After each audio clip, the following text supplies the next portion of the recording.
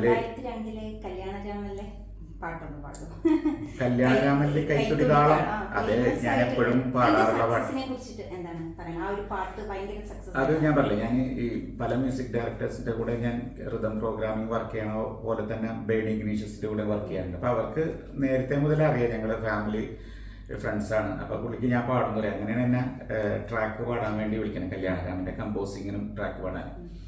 അങ്ങനെ അതിന്റെ പാട്ടുകളൊക്കെ പാടി ഞാൻ ഒരു പാട്ട് ഫസ്റ്റ് ആ ഒരു കമ്പോസ് ചെയ്ത പാട്ട്, അതിൽ കടൽ കടഞ്ഞെടുത്ത രാഗമുത്തുപൂ, അത് ഞാൻ ട്രാക്ക് പാടി കഴിഞ്ഞപ്പോൾ തന്നെ ഡയറക്ടർ ഷാഫി, അതേപോലെ പ്രൊഡ്യൂസറും ലാല്, നമ്മുടെ ആക്ടർ ലാല്, അവർക്ക് ഭയങ്കര ഇഷ്ടമായി. അപ്പോൾ അവർ പറഞ്ഞ് നല്ലൊരു ഫ്രഷ്നെസ് ഉണ്ട്, പുതിയ വോയിസ് ആയിട്ട് തോന്നുന്നുണ്ട്, നമുക്ക് വേണമെങ്കിൽ അഫ്സലിന് ഒരു പാട്ട് ഇതിൽ കൊടുക്കാമെന്നുള്ളത്. അപ്പോൾ ഞാൻ വിചാരിച്ചു ഈ കടലിൽ നിന്നുള്ള പാട്ടായിരിക്കും എന്നെ കൊണ്ട് പാടിക്കുന്നത് വിചാരിച്ചു.